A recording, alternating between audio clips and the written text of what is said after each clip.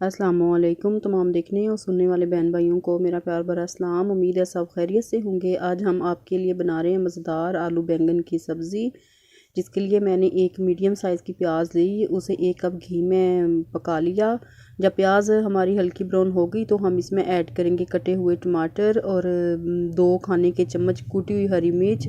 4 टमाटर लिए थे मैंने, छिलका इनका रिमूव कर लिया था।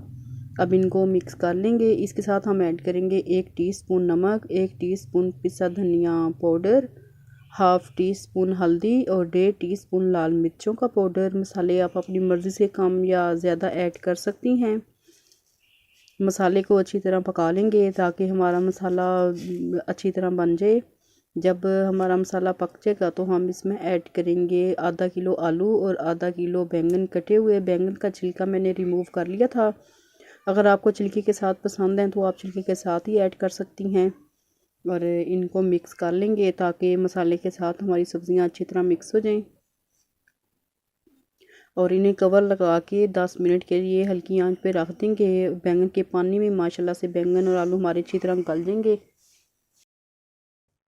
इसमें हमने एक्स्ट्रा पानी नहीं ऐड किया और माशाल्लाह से हमारे आलू और बैंगन अच्छी तरह गल गए हैं। अब इसमें हम ऐड करेंगे 1.5 टीस्पून कसूरी मेथी और 1 टीस्पून के करीब गरम मसाला पाउडर। मिक्स कर लेंगे इनको और इसके साथ हम ऐड करेंगे कटा हुआ हरा धनिया और सर्व करेंगे मज़ेदार आलू बैंगन की सब्ज़ी को खीरे टमाटर के सैलड के साथ। और साथ मैंने हरी मिर्चों काट लगा के नमक लगा के वो भी फ्राई कर ली थी।